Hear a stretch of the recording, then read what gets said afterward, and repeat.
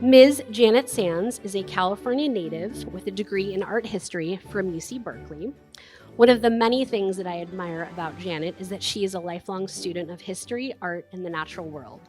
She's also a collector of American regional art. She's called many places home, including LA, the Bay Area, Paris, New York, Connecticut, Santa Barbara, and currently Flagstaff, near the Grand Canyon, her favorite natural wonder. Janet and her husband Ed, an architect, history buff, and ship model builder, split their time between Arizona and New York to be near their children and grandchildren. Ed, in the back, was our former president of our board of trustees. Janet is a longtime board... Send money, Ed. Janet is a longtime board member of the Santa Barbara Museum of Natural History and also the Institute of Human Origins at Arizona State. She is the former president of one of my favorite history clubs, the Santa Barbara Chorale of Westerners. And I might add that she is currently working on her second book, which I'm sure she'll be back to tell us about, called The Collision of Cultures, A Southwest History for Travelers. Ladies and gentlemen, my friend Janet Sands.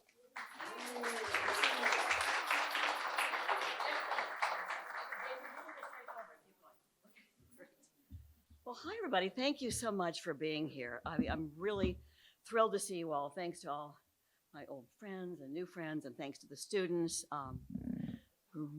How's this? Now, if you can't, I'm a lot shorter than Daisha, and I did not wear heels tonight. So anyway, and I have this cool thing going on, so let me know if it stops working. My iPhone is my remote. Watch this. Whoop. Pretty cool, huh? Okay. All right. So anyway, I want to especially thank Daisha, Emily, Jeannie, the entire staff of this wonderful museum. You just do a fabulous job here. We have a long history with this place, and we just love you all. And by the way, I really want to welcome the students from UCSB. I was so excited when I heard that history students were coming that I actually went back. Yay. I went back and rewrote part of my talk to make sure and put some stuff in there I thought you'd like. Okay. So, of course, I always start out my talks with a few horse-themed pictures because we're horse people, and I know there are horse people in this room right now. Here we have Hope Ranch with us in our nerdy Christmas outfits. We have with the Santa Ynez Valley Hounds and with the Santa Barbara Sage Hens. Now, for many of us, horses are one of the best loved aspects of Hispanic history in California. It's, especially here on the Central Coast where the vaquero tradition is very, very much alive today. That left-hand picture was taken just a few years ago up at Rancho La Purísima near Buellton. And of course, Santa Barbara's Fiesta Parade is the largest equestrian parade with over 600 horses in the United States. And I believe we have one or two people here this evening who ride in it every year, and you know who you are. Okay. Now, to begin with, we're going to do a couple of real quick composite slides so you can see all the missions as they appear today. All right, these images just remind us, as do the beautiful Deacon paintings in the gallery, and I encourage you to see them multiple times, that these missions are just wonderful historic places to visit, and that the mission era's architectural and cultural legacy is just a major part of California's identity. All but 3 of them today are active parish churches and the centers of their community. And by the way, if you're curious which ones are not, it's La Purísima, Santa Cruz, and San Francisco de Solana up in Sonoma. They are all part of state historic parks. So, that said, sometimes it's kind of hard to think about history. It can be uncomfortable, Parts of the past just don't make us feel very good. But I'd like to propose that context is really important, as is being open to different perspectives. One of my favorite cartoons. Okay. I hope the Admiral appreciates this. I think there's an Admiral in the room. Okay. So now, our perspective here in the 21st century, last time I checked, is certainly different to someone living in, say, the 16th, 17th, or 18th century. And the indigenous perspective is important. Now, I cannot even remotely pretend to represent that. But because Ed and I now live in northern Arizona, which is Indian country, we've noticed that, as with all groups of people on this planet, groups are not monolithic, and the indigenous perspective is a lot more varied than you might think. And I want to tell you a quick little story that I just think is wonderful. Last summer, here, by the way, Monument Valley is on the Big Res. That's the 27,000 square mile Navajo reservation, the largest Indian reservation in the country. So last summer, I was chatting with Brian So, the Navajo stonemason who was doing some work for us, but building stone pillars on our deck. And I found out he was studying to be a hatali. That's, well, you might call it a medicine man or singer, someone who conducts ceremonies in their culture. And he told me about that for a minute, and then he asked what I was doing. And I said, well, I kind of got into history writing. Well, Brian just relaxed and reflected for a moment, as hatalis do. And then he said something I will never forget. Out of nowhere, he said, there is a beauty to history. History is transportation. It's what gets us from point A to point B. And then he said, without history, you and I would not be standing here having this conversation. And I said, Brian, may I go inside and write that down? He said, yes, I could. And I said, I'm going to quote you on that. Do you mind? He said, no, not at all. So his emphasis on transportation was revealing. He's certainly in touch with the deep past, with his people's origin stories. So now let's us look at the prequel to the California story. A different type of hatali, Father Maynard Geiger, who was for a long time the archivist at Mission Santa Barbara, he wrote a book about the Indians of Mission Santa Barbara, and in it he said, it must not be forgotten that the true and original pioneers of this land were the Indians from whatever regions they came. Well, since he wrote that back in 1960, we've learned quite a lot about the origins of California's native people. So what was it like here before Spaniards arrived? So California's north-south orientation and unsettled geology, as we all know, have created an incredible variety of terrain, climate zones, and ecosystems. This resulted in one of the most linguistically diverse indigenous populations on Earth. So, here is a map of California's pre-contact tribal groups and language families. About 325,000 people were living here, what we call pre-contact, in roughly 80, I think it's 78, tribal groups, with perhaps 1,000 distinct and localized triblets, speaking hundreds of mutually unintelligible languages. And by the way, fiercely defending their turf from one another. Now, it takes, as linguists will tell you, it takes a really long time for that kind of language diversity to evolve. So when did the first Americans arrive? Where did they come from? And how did they get here? As to where, the 16th century Jesuit naturalist Jose de Acosta first proposed what, just from looking at Native Americans, what genomics has now confirmed, all Native American ancestors came from Asia. They also carried some European genes with them across the Asian continent, because remember, we're all originally from Africa. Well, when and how, those are the hot topics. This is the Blackwater Draw site where the Clovis points were first discovered. Before DNA evidence was a possibility, archaeological evidence like the beautiful fluted spear points that were first found at Clovis, New Mexico in the 1920s, and then at sites throughout North America, supported a widely held, or once widely accepted, Clovis first hypothesis, which was that the first Americans were big game hunters who migrated from Siberia over a land bridge that's now under the Bering Sea, and then through the ice-free corridors that opened up between the retreating glaciers about 12,000 years ago. It's now clear that was a route, but probably not for the first Americans. Since the now this is why you got to be careful whenever you hear the words settled science. Just be real careful about that one, okay? It's kind of dangerous. Since the 1920s and 30s, many coastal and other sites have been discovered throughout the Americas that predate the opening of the ice-free corridor. In other words, humans had migrated from Asia when 1 to 2 mile thick glaciers covered most of the northern hemisphere. What's more, it likely took more than 1,000 years after the ice melted for that ice-free corridor to become repopulated with, say, life, the plants and animals people would have needed on what would have been a very long, cold walk. Well, today, we're quite sure that the earliest Americans didn't have to walk. Early mariners likely traveled here from Asia by sea, following what one team of scientists called the Kelp Highway.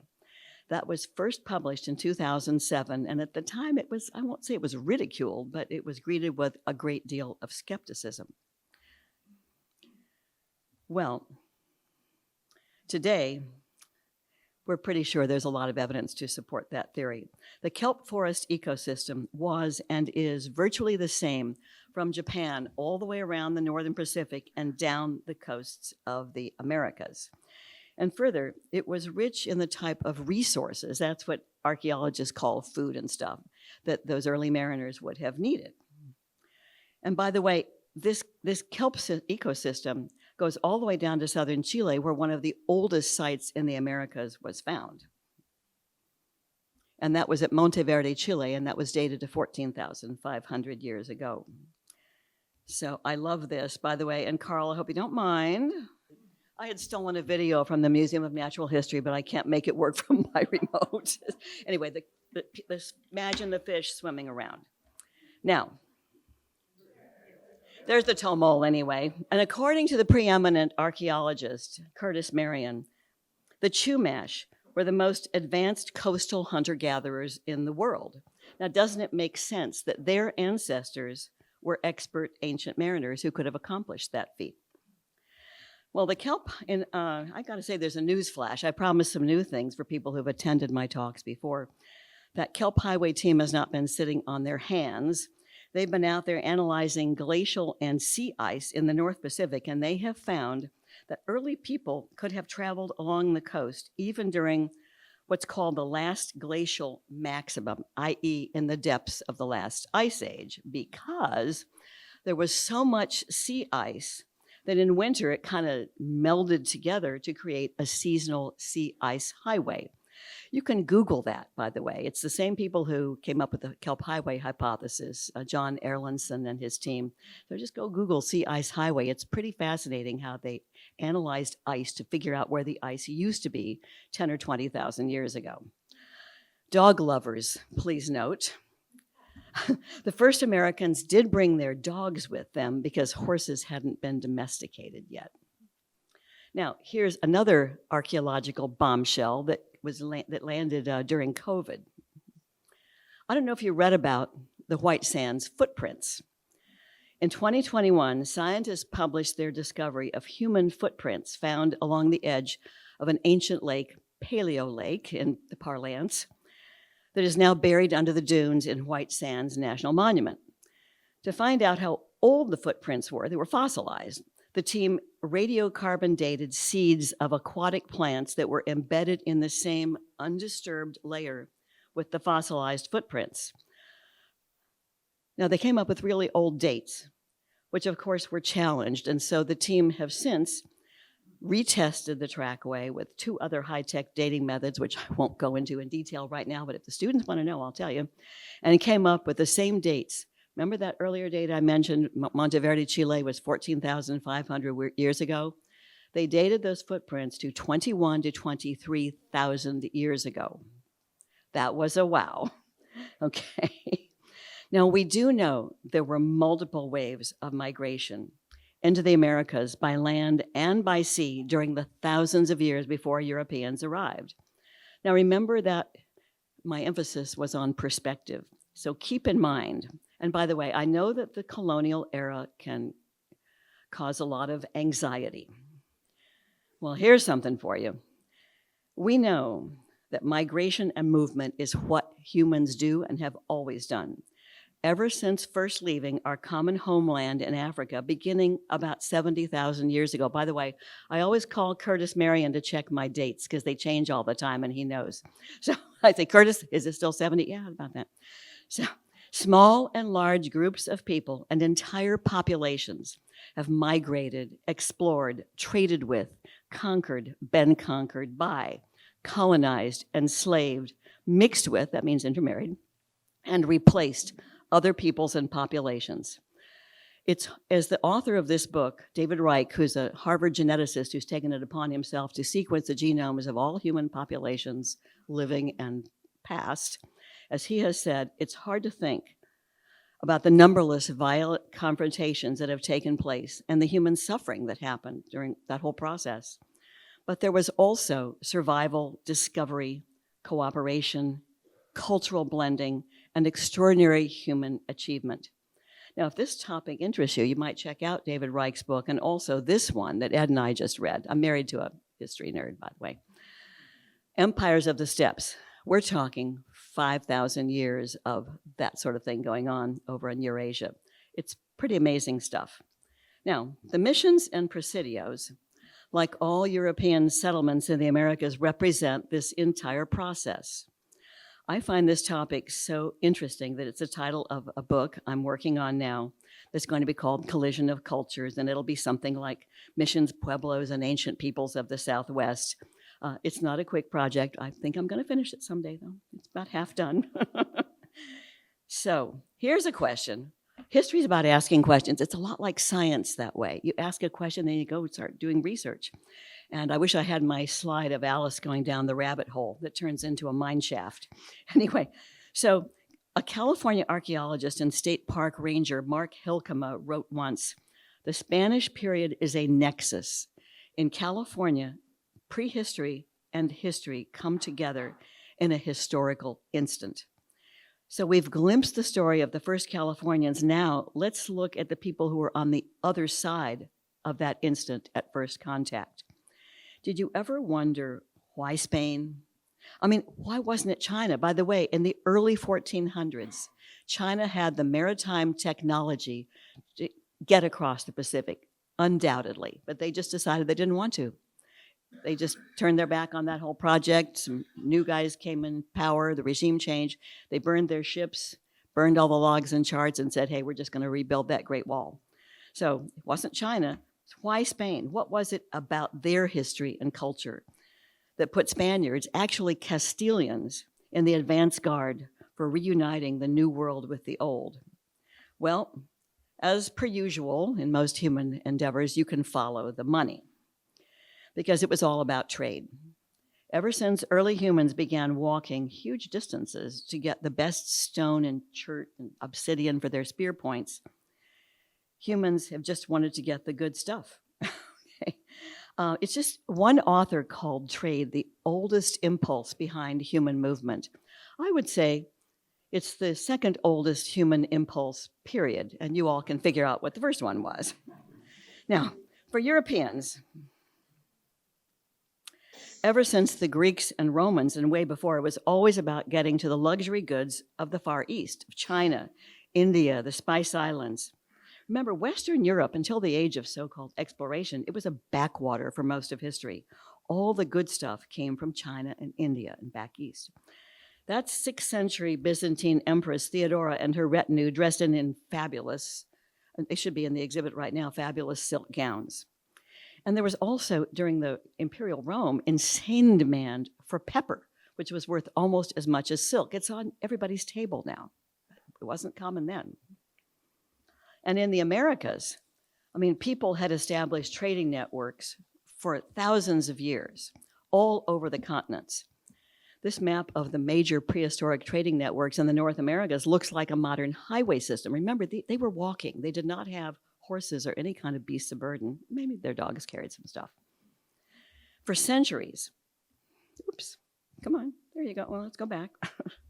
For centuries, fabulous things traveled east and west on the Silk Roads across Asia and on maritime routes along the Asian coastlines and through the Persian Gulf and the Red Sea, which is obviously still an issue today.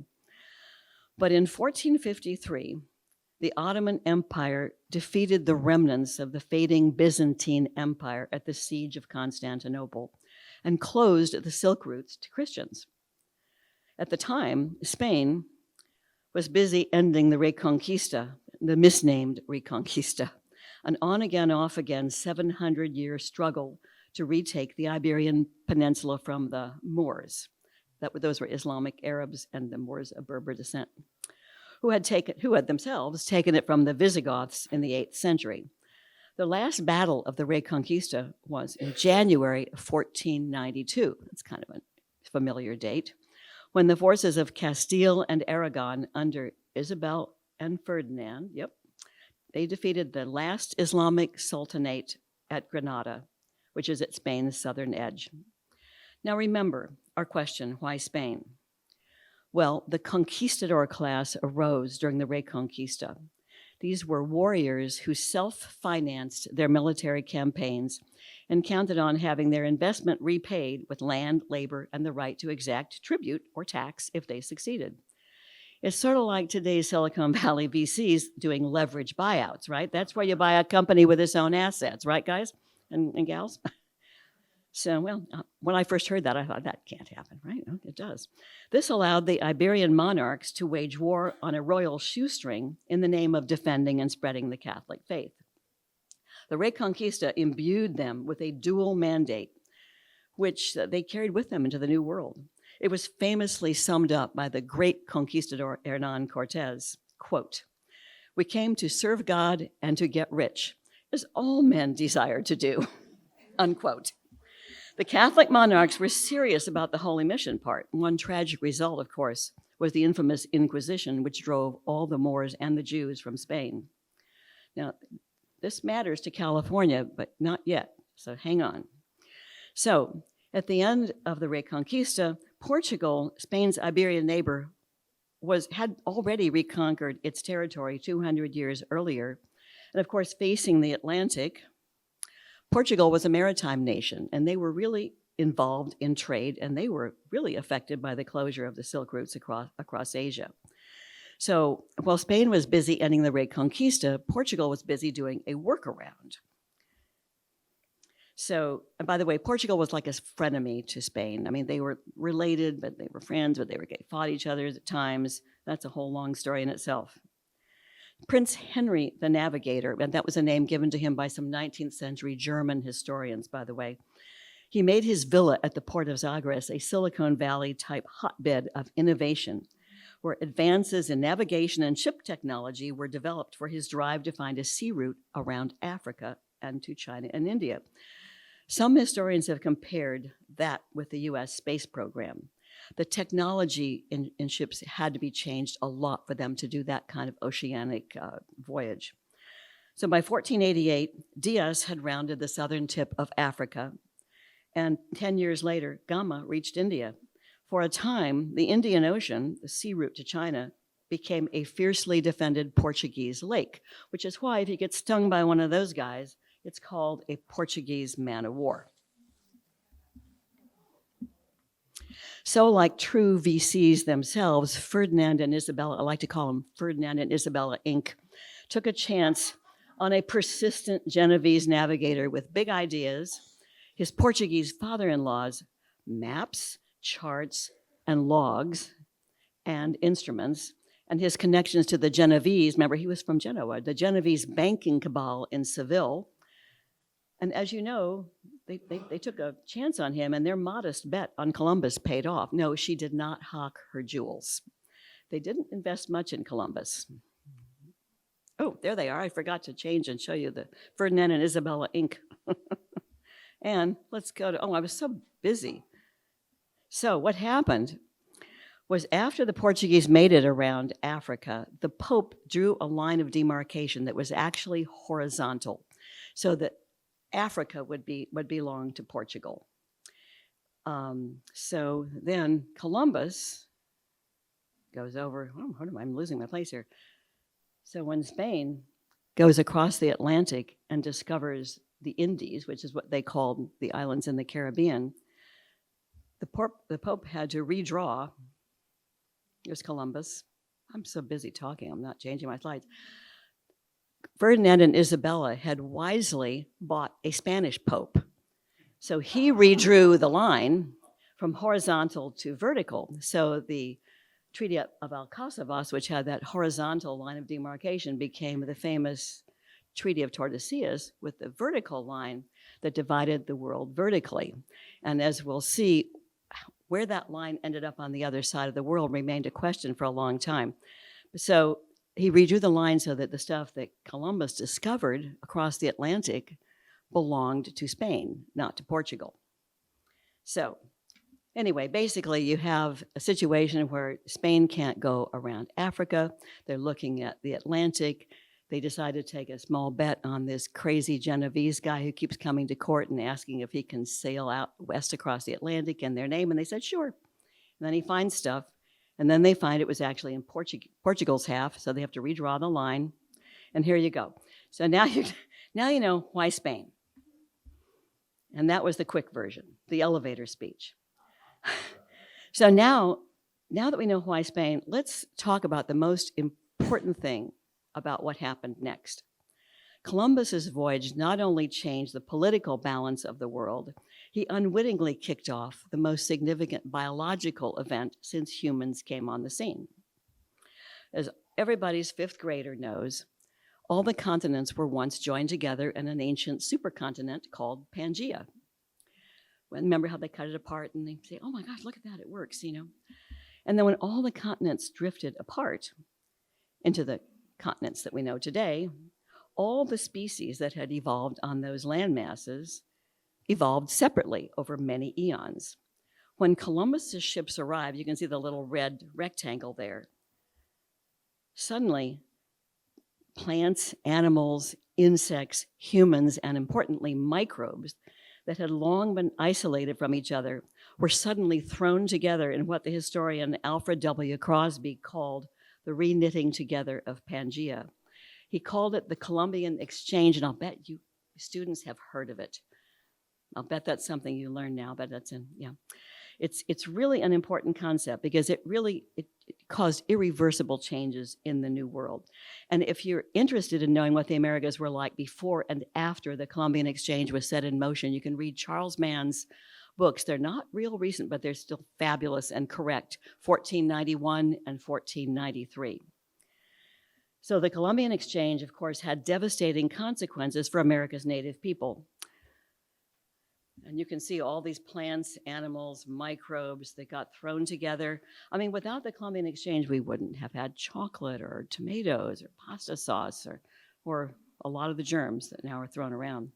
And it did cause devastation among America's indigenous populations. Up to 90% of America's indigenous people died as a result of diseases to which they had no natural resistance. And of course, the Columbian Exchange came to California with the California missions. It changed the ecosystems that California's native people had existed on for millennia. And all these things that now make California an agricultural powerhouse are non-native species. Well, I mean, I'm kind of glad they brought the wine grapes, but California's landscape and America's landscape was changed forever. In fact, some of those species went in advance of the Europeans. When the Spaniards first came to the Southeast, they brought peaches with them, peach trees. Peach trees made it out to the Southwest before the Spaniards did. So now how do we get from Columbus to missions in California? It took a long time, more than 250 years, in fact, because California was really, really remote. So we think of it as kind of being the center of the world, but it was really far away. It was during most of the Spanish Empire's 300 plus year history in North America, This California we now think of as being the center of the world was more remote from Europe than Siberia. Once the early conquistadors had rampaged through the Caribbean, the Atlantic, the Gulf coasts, and Central America, they figured they were on a new continent. But this was not part of their plan. They still wanted to get to China and the Spice Islands. And suddenly they stood on the edge of this. It's the world's largest body of water, of course, comprising 30% of the Earth's surface. And they didn't know that, but they knew it was a daunting barrier. Now, as you know, Magellan set out to conquer that barrier. He departed Spain in 1519, and 3 years later, after a terrifying voyage, only one of his 4 ships made it back to Spain, commanded by Sebastián Elcano. Magellan himself was killed in the Philippines. They did prove that you could cross the Pacific by sailing west. Now, after Magellan, Spain, remember, Portugal has gone around Africa. They've crossed the Indian Ocean, and they are trading like mad in the Indies. They're in the Moluccas. They're getting all the spices, all the good stuff. And Spain is still staring at the Pacific, going, my God, we can't compete. So the king kept saying, try again. And these are some of the voyages that went out across the Pacific in the early 1500s. I won't go over all of them, but we'll just look at that last one. By the way, they wanted to get to the Philippines because they knew it was just a perfect gateway for Asian trade. It was close to China, and it had a lot of resources where you could get water and food, and they just wanted to try to set up a trading base in the Philippines, which were not named yet, but which Magellan had found. So all these expeditions are crossing the Pacific. Villalobos in 1542 did finally claim the Philippines and name them after Philip II, who at the time was a prince. His father was the Holy Roman Emperor Charles V. But he was captured and expired, it was said, of a broken heart in a Portuguese prison in the Moluccas. The other Pacific expedition in 1542 was somebody I'll bet you've heard of. It was commanded by Juan Rodriguez Cabrillo. He was ordered to sail not west, but north to chart the California coast and find suitable ports. He was probably looking for the Northwest Passage too, because they still thought it was up there somewhere. So Cabrillo, and by the way, I bet some of you have been on the replica of his ship, the San Salvador. It comes to Santa Barbara. It lives in San Diego. It's a great replica. It's very correct. So Cabrillo discovered San Diego, the Channel Islands, the Santa Barbara Channel, Monterey. He probably went up north, maybe as far as Point Reyes, but then before he headed home. On the way home, however, it was on Christmas, he splintered his leg during a skirmish with natives on one of the Channel Islands. It's thought to be San Miguel Island. And he died when his wound turned gangrenous. We're not sure where he's buried, but it's thought that it's San Miguel Island. And of course, Catalina says, no, it was here. But the more important thing about Cabrillo's voyage is that he didn't find anything of interest to the king or the viceroy, i.e., no gold or silver or advanced civilizations like the wildly rich civilization that the Aztecs had down in their Mexican capital at Tenochtitlan. Then as now, there's Tenochtitlan, pyramids, gold, silver up the wazoo. And what's happening in California? Just like now, living their best life ever on the beach. And in fact, the people who went north later said they wanted to party so much it was hard to get away from them anyway. If you look at their journals, it's really cute. But so because of that, and because of the contrary winds and currents, as any sailor knows, that come down the California coast. And so in those days, before cure for scurvy, you were sailing north and half your sailors would die of scurvy before you ever got to where you thought you were going. So California just didn't seem worth the effort and expense. So the native people in California were spared the entire conquistador era. And at the end, I'll tell you something interesting about the laws that ended it. For context, while all this Pacific exploration was going on, the Coronado expedition was wandering around the Southwest, making life utterly miserable for the Puebloans, looking for Cibola. And Hernan de Soto was terrorizing the Mississippian cultures of the entire Southeast. Both men joined the long list of failed conquistadors. Coronado went home broke to face charges for abusing the Indians, and De Soto died of a fever on the banks of the Mississippi River. About 20 years later, in 1564, The new king, Charles V's son, Philip, for whom the Philippines had been named, ordered the viceroy to get that darn trading base in the Indies set up once and for all. But as Magellan and others had found, you could sail west across the Pacific, as favorable winds and currents were with you, but getting back home was a lot harder. The puzzle was finally solved by a Basque friar mariner and an Afro-Portuguese pilot. This Basque navigator, Andrés de Urdaneta, had been one of only 24 survivors on one of those earlier expeditions. He was imprisoned by the Portuguese in the Moluccas for 8 years, but he didn't waste his time. He kind of learned the Malay language, kept his ear to the ground, and chatted it up with all the Malay navigators and found out a lot about Pacific winds and currents. 8 years later, he finally made it back to Spain as a prisoner on a Portuguese ship. Then he gave up seafaring, he thought. He just decided, that's enough. Enough is enough. I'm tired of sailing. And he became a monk. Seemed like a good idea at the time. But then, a while later, in September of 1564, King Felipe II, who we just mentioned was keen to get that trading base set up in the Pacific, ordered the aging Friar Mariner, now almost 60, out of retirement to lead a new expedition across the Pacific. Urdaneta reluctantly agreed, but only as head pilot, he said. He insisted that his friend Miguel Lopez de Legazpi would be given command of the expedition. Their 5 ships were built in secret in the backwater port of Navidad, Mexico, a really crummy place to build ships, because he didn't want the Portuguese spies to find out what they were up to. Like, why are they building those 5 really big ocean-going ships? While the ships were being built, Urdaneta undoubtedly discussed his thoughts about the return route with all of the fleet's pilots. So, they embarked in September 1564, and in May 1565, they reached the Philippines. While Legazpi was setting up the new colony, Urdaneta explored around the archipelago and found, voila, Chinese junks came there every year to trade with the locals.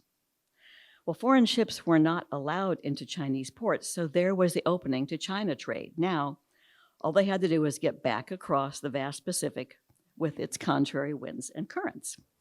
Urdaneta is famous for figuring out the return route, also called La Vuelta or El Tornaviaje, from Manila back to Acapulco. Ships would first have to sail counterintuitively north, up the coast of Japan, then across the northern Pacific, and down the western coast of North America. There's a thing called the North Pacific Gyre, and that's what they were following, okay?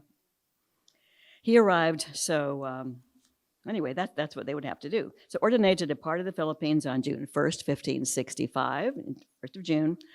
Unbeknownst to him, a month earlier, Lope Martin, the pilot of the smallest ship, which had become separated from the fleet on the way over. They told him to go ahead and see if there were any pirates out there, whatever, but somehow he got separated from the fleet in a storm. Never found them. But he did make it to the Philippines, and he couldn't find the rest of them at the various rendezvous points. So, getting low on supplies, he went ahead and threaded his way through the archipelago and headed out into the Pacific. He arrived in Mexico on August 9th, before Urdaneta, who arrived on October 8th. But the Augustinian friars had a much better PR machine than Afro-Portuguese pilots. So until this recent book by Professor Andrés Resendez, who gave a talk at the Maritime Museum last year, Lope Martin was sort of written out of the story, and it's still called Urdaneta's Route. Now, although they did not travel on the Kelp Highway because big ships would not want to be that close to the coastline. They would dread being too close to the rocky coastlines. But both navigators nonetheless followed the same pattern of winds and currents as California's first arrivals thousands of years earlier. Their achievement launched the Manila Galleon trade, which was the real beginning of globalization. Pacific trade and globalization is a big thing these days. It started with the Manila Galleons, and it was the lifeblood of the Spanish Empire and the reason Spain needed ports on the California coast, which led to the founding of California's presidios and missions. Those treasure-laden ships crossing an ocean where there were probably a lot of pirates from France and England and Holland wandering around, They needed ports after the 12,000-mile crossing. They needed safe places to shelter. So next time you see a piece of blue and white china at the Mission or Presidio Museum, you might think of the Manila galleons and the beginning of globalization. And by the way, here's something that is surprising. For 200 years, all the early explorers and the Manila galleon captains totally missed one of the world's greatest natural harbors. Well, if you've ever looked at San Francisco at the Golden Gate from the sea, imagine if the bridge wasn't there. If you look through that opening, what do you see on the other side? You see Alcatraz and the Oakland Hills. And if you're staying a little bit offshore to keep off the rocks, you're going to think it's just a continuous coastline. It was discovered by Portola's land party by mistake when they were looking for Monterey. Anyway, so at long last, missions and presidios in Alta California. So the China trade's underway, the galleons need ports after that long Pacific crossing, but why on earth did it take Spain so long to get the California project going? It's in the book. It took me a long time to summarize it, but the elevator speech is that due to nearly 200 years of war in Europe, money woes, regime change, endless bureaucratic delays, and political skullduggery that torpedoed a royal order to settle Monterey in 1606, California's native people got that 150-year reprieve from colonial invaders. So good for them. Now, at long last, defensive considerations forced Spain to come up with a plan to settle those long-claimed ports in Alta California. Remember, Cabrillo had found them and claimed them. It's funny how they just, if they found something, and if there were just Indians living there, they'd say, oh, that's ours. They plant the flag. You know, we have a flag. It's ours. That was the way they did it, you know. Anyway, Russian fur traders were moving down the coast. The hated English were still prowling around the Pacific, and the galleons still needed ports after that long crossing. So it was no ordinary bureaucrat that finally got that plan into motion.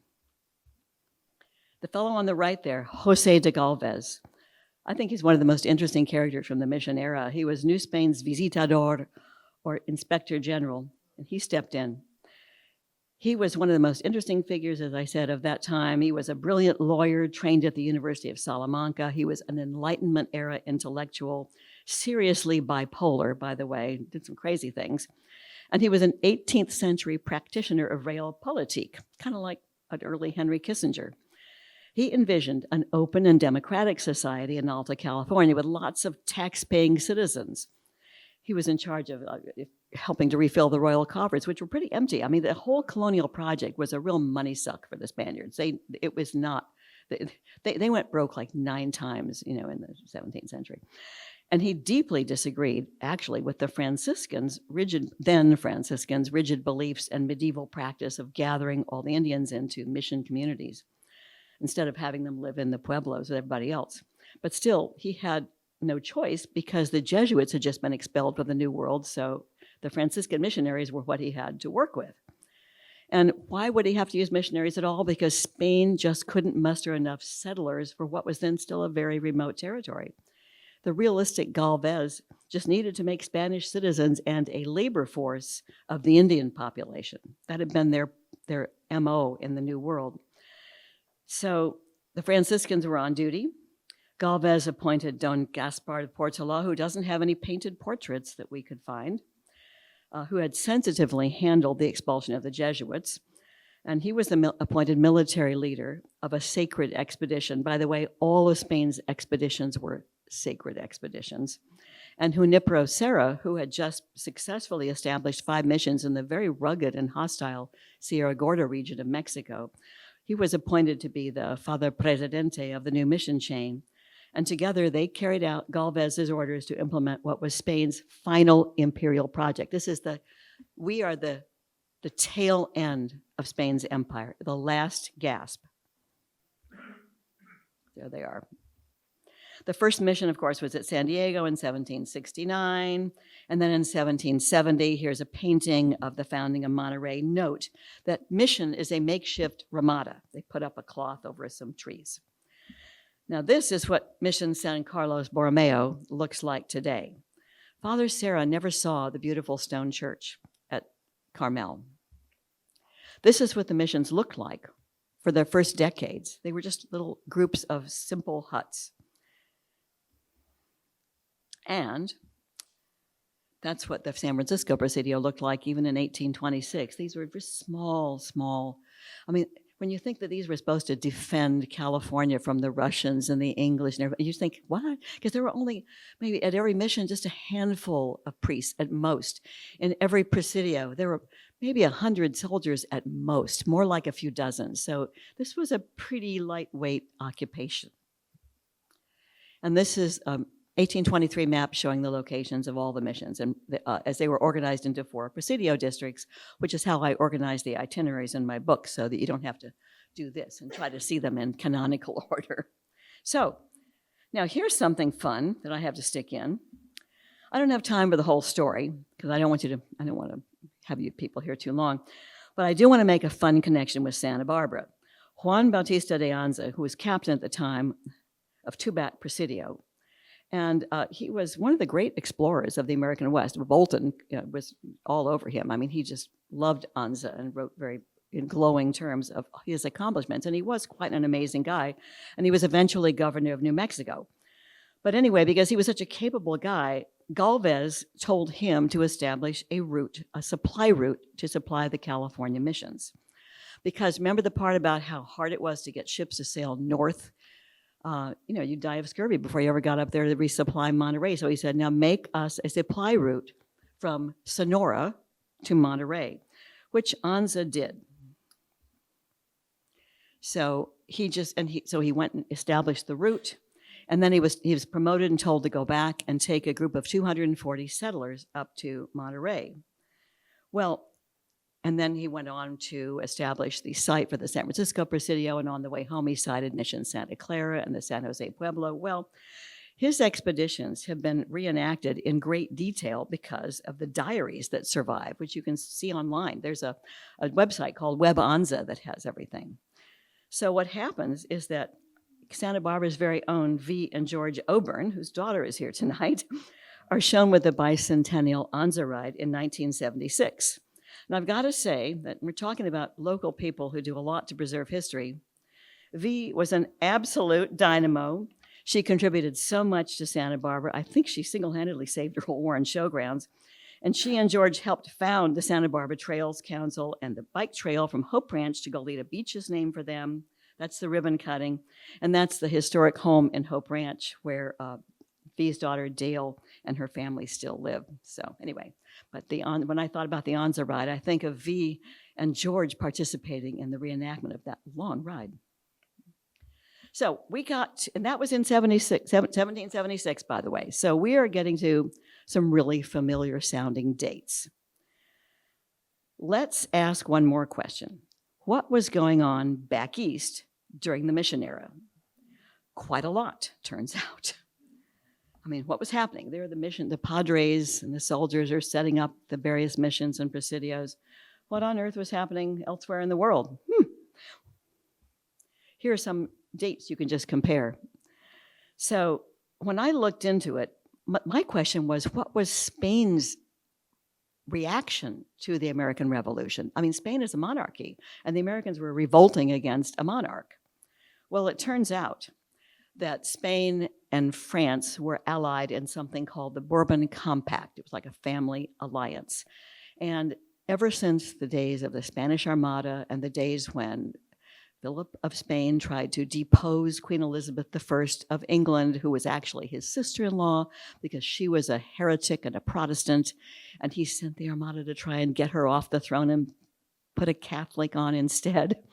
And so ever since those days, the English and the Spanish just kind of had this real thing going. They just never really, it was like the Hatfields and the Coys. They never really gave up on that. And so when the American Revolution started, Galvez, who was now promoted to Viceroy of New Spain, got his nephew involved. This man has been called America's Spanish savior, and he's only one of 8 foreigners ever to be made an honorary U.S. citizen.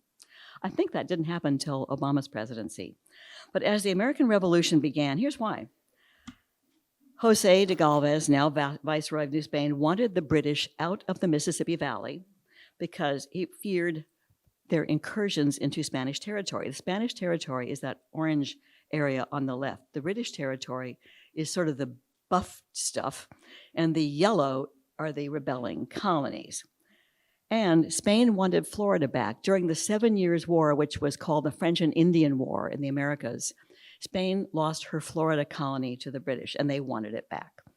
So Jose put his talented nephew, Bernardo, on the job.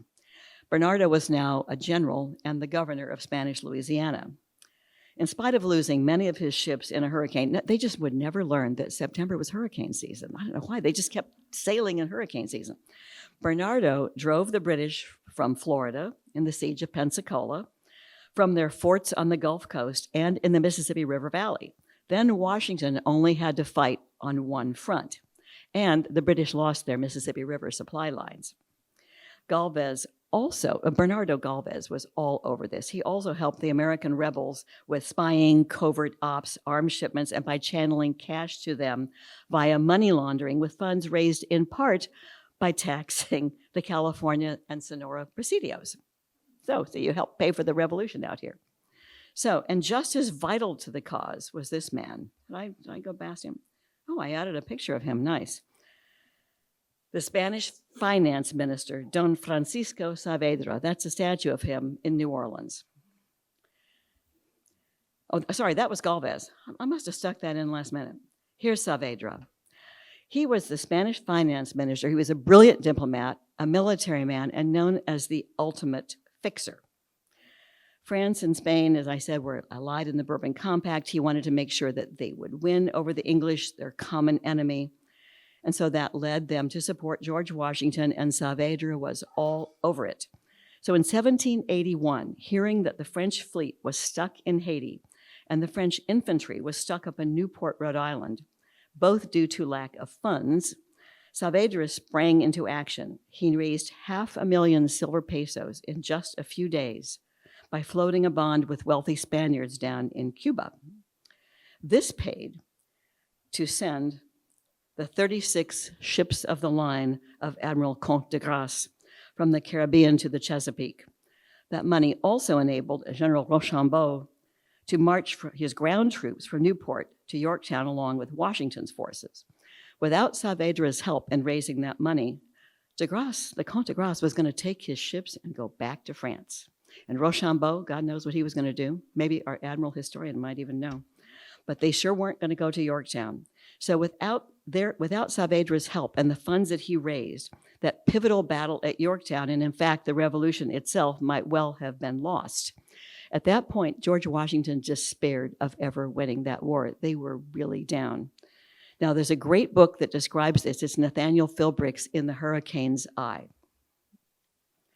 So, ironically, France would soon be convulsed by revolution itself, and Spain would soon lose her fading empire. Napoleon would become the catalyst for the Mexican independence and the ejection of all Spanish from New Spain, including the Spanish priests of the missions. In 1833, the cash-strapped government of newly independent Mexico secularized all the missions and sold their long-coveted properties to prominent Mexicans with cash and connections. And that was the end of the mission era. Most of the missions ultimately fell into ruin, except, of course, for Mission Santa Barbara, which in true Santa Barbara fashion was saved by some local donors. And that is why the Mission Archive Library is here, because the mission never fell into ruin, and it was always under the care of the Franciscans. Today, of course, all the missions have been rebuilt and restored, but that's another story. Now, and I added this, especially for the students. To wrap it up, let's talk about some debates about human rights that took place in Spain in the 1500s. This is a pretty little-known historical episode. I'm glad to see it's now taught in AP European history. I wonder if it's taught in AP American history.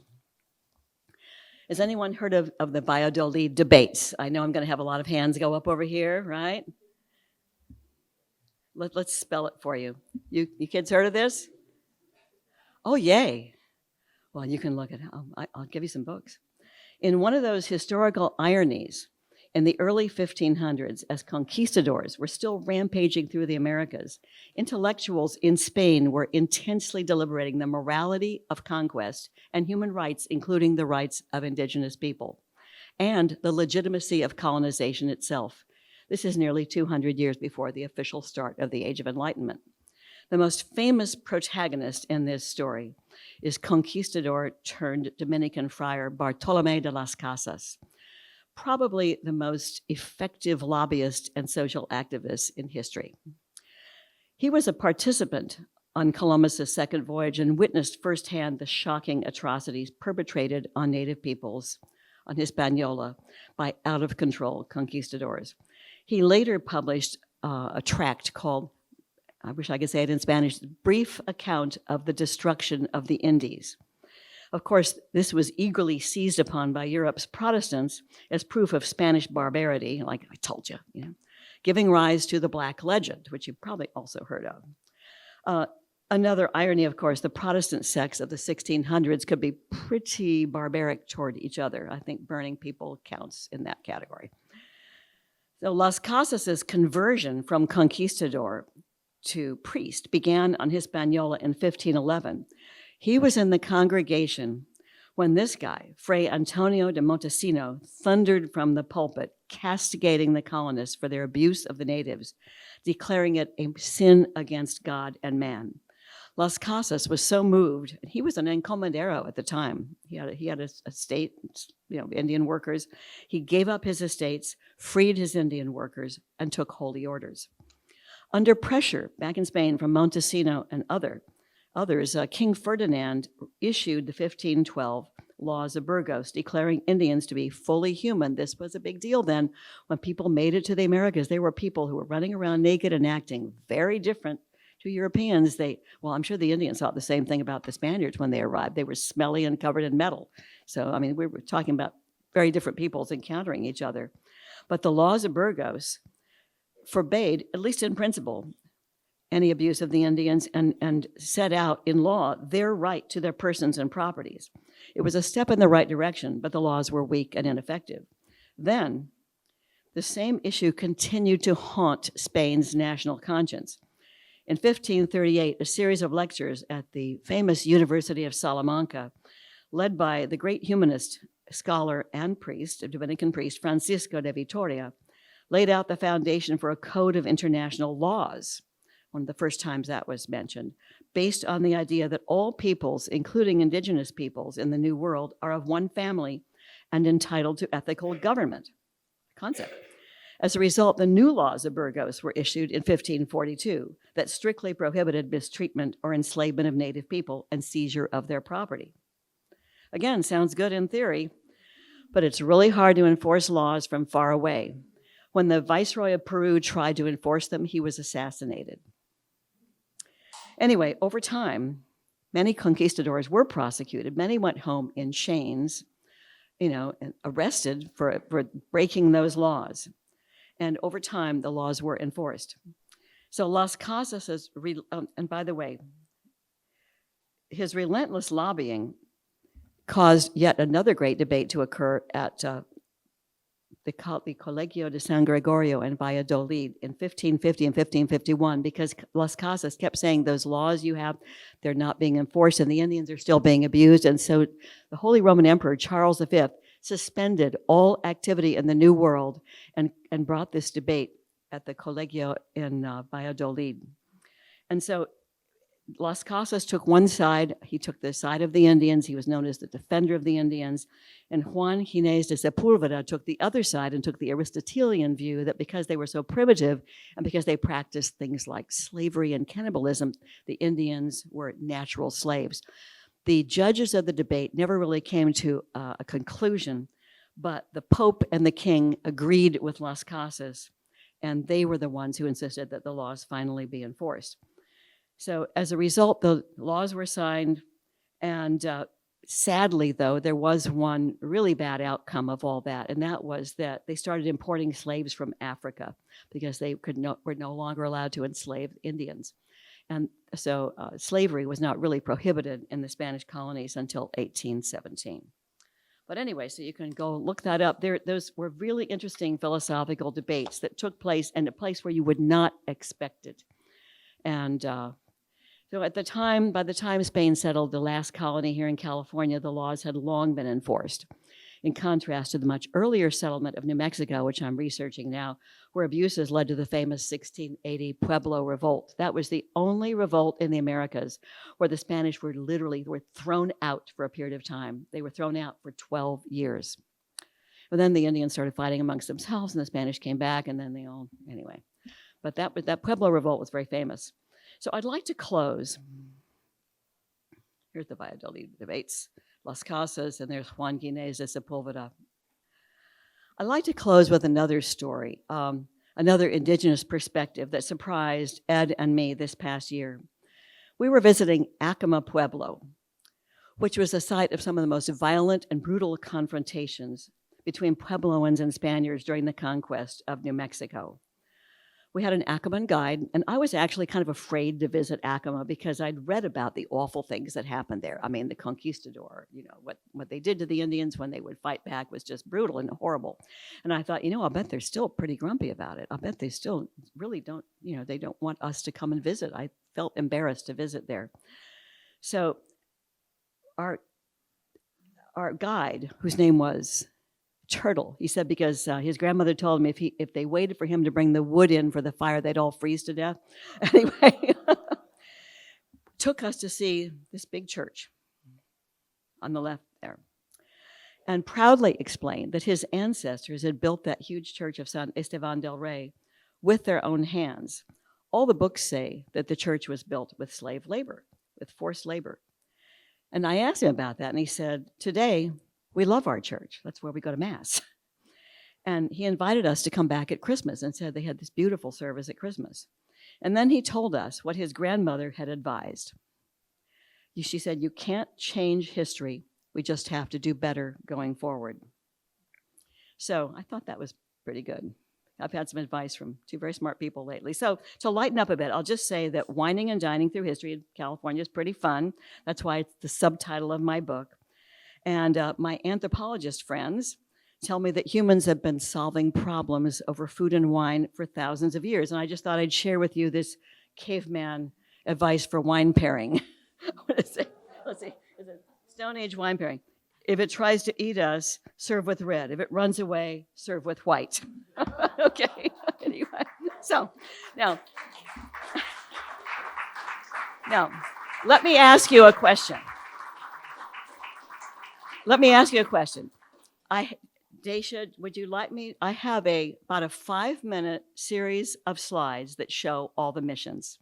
Would you like me to run through that so you can see if you've missed anything lately, or you want me just to go straight to the Q&A?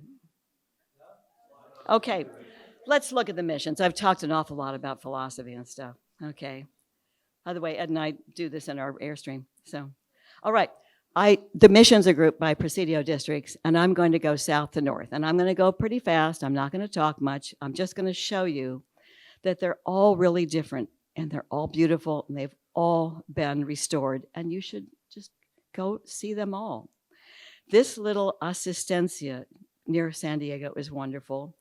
And this one, the San Antonio de Paula, is one of my very favorites. That's the beautiful painted interior. It's out. And of course, San Luis Rey de Francia is the biggest mission. And it's the only one with a dome. And of course, this is the one that got knocked down by the earthquake. But San Juan Capistrano has gorgeous gardens.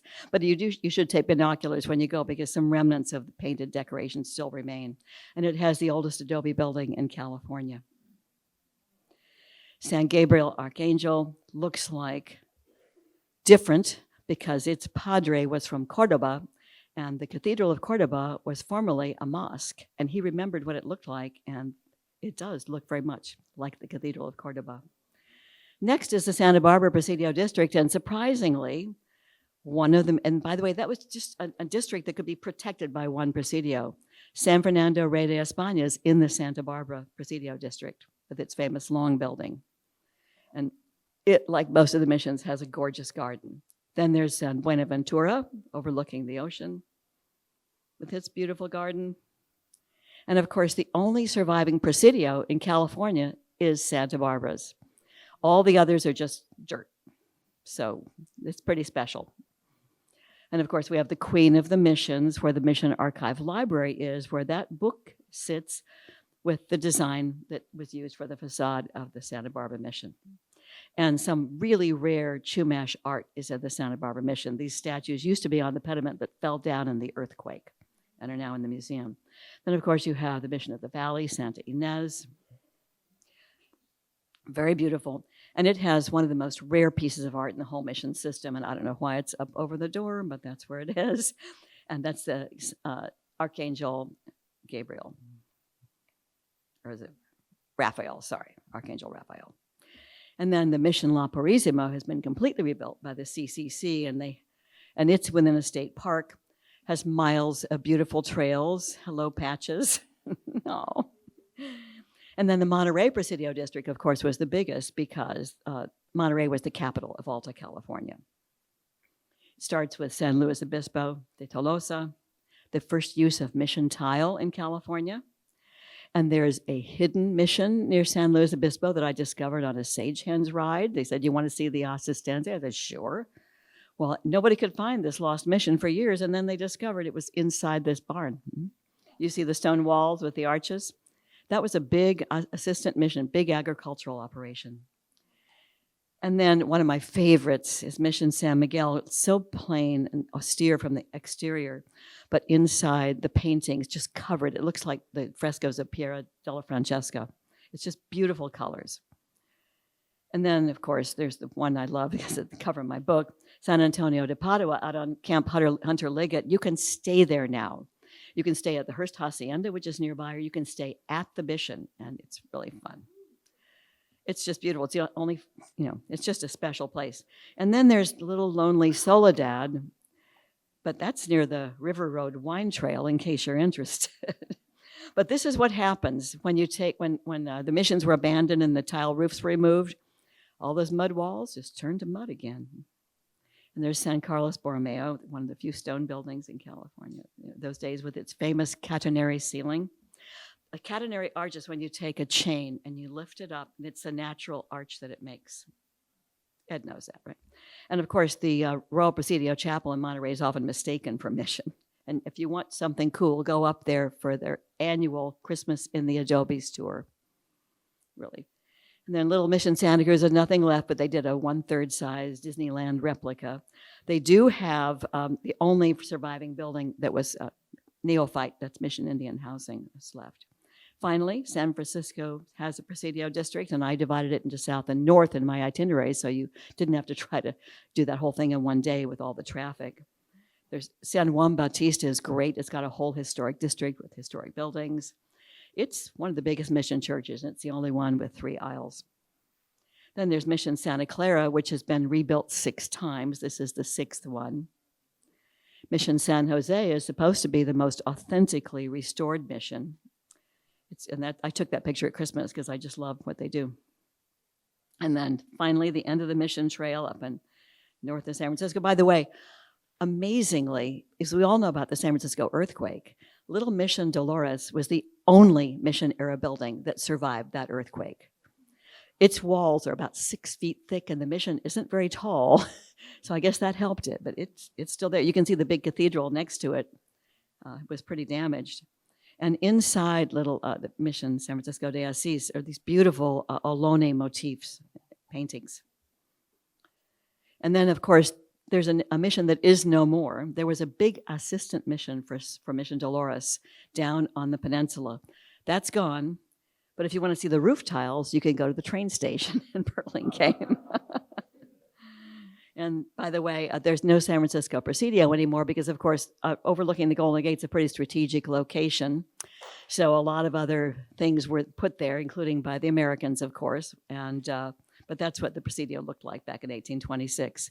Now there's Fort Point is down there, and there's a really neat museum at Fort Point. So I'd suggest you. Then up in Marin County, there's Mission San Rafael with its little Moorish window. Remember, there's a lot of Moorish influence in mission architecture. And I don't know what that pink thing is, but oh my goodness. And then there's the very last one. It was the only mission that was built during the Mexican era, San Francisco to Solano up in Sonoma, near the Sonoma Plaza. So that's the end of your mission trail. Vaya con Dios.